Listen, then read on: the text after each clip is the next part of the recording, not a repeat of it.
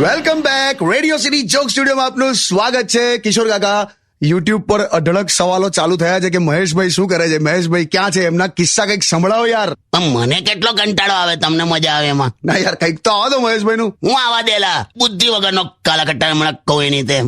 શું થયું પણ કહો, સરખું કહો.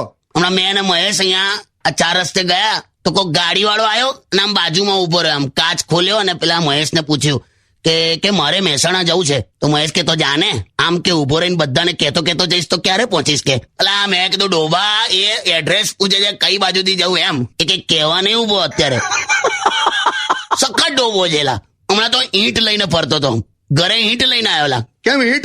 મેં કીધું મગુલા કેમ ઈંટ લઈને ફરે છે? તો કે ઘર વેચવાનું છે ને, તો કે આ સેમ્પલ છે એમ. ઘરના હવા સેમ્પલો લઈને ફરાતા હોય યાર. ના હો યાર, ખરેખર હો જેલા. મારે વાત જ નહીં કરી, તું ગીત વગાડ ને યાર.